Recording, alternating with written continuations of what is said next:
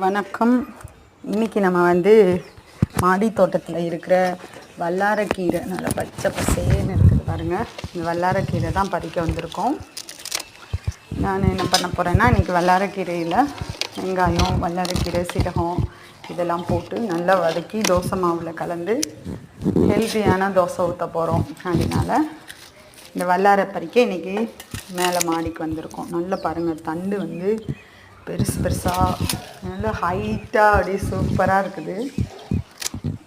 இது வந்து ஒரு 2010 எல்லா இடத்துலையும் கிடைக்கும். ஆனால் அந்த 2010 வந்து 10 இலை 10 இலை அப்படி தான் இருக்கும். நல்லா நீளமாக தண்டோடு இருக்கும்.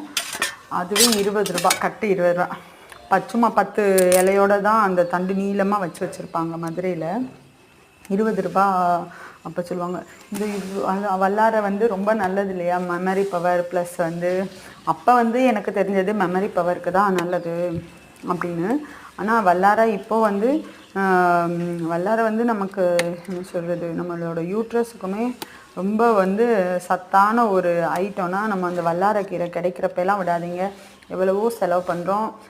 வல்லாரை கிடைக்கிறப்போ இங்கே கட்டு 20 ரூபாயா அப்படி சொல்லி அப்போ காட்டிலும் நான் இப்போ பார்த்ததுக்கு அந்த காரைக்குடியில் வல்லாரைக்கீரை அதிகமாகவே கிடைக்கும். 20 ரூபாய்க்கு 2 நேரத்துக்கு வந்து நம்ம சட்னி வச்சுக்கலாம், அந்த அளவுக்கு கிடைக்கும். அதனால் எங்கே கண்டாலும் வல்லாரையை விடாதீங்க. பிள்ளைங்களுக்குமே உங்கள் பசங்களுக்குமே அடிக்கடி உணவில் சேர்த்துக்கங்க. கீரையாக சாப்பிட்றப்போ சாப்பிட்றதா மாட்டாங்க. அப்போது வந்து இந்த மாதிரி சட்னி, துவையல், தோசை மாவில் நம்ம வந்து ஆனியன் தோசை போடுற மாதிரி இதையும் வதக்கி விட்டு போட்டு அந்த மாதிரி கொடுத்து எப்படியாவது பிள்ளைங்களை சாப்பிட வைக்கிறதுக்கு நம்ம மாற்றி யோசித்து அதை கொடுக்கணும். அப்படியே கொஞ்சம் வந்து பட்டர்ஃப்ளை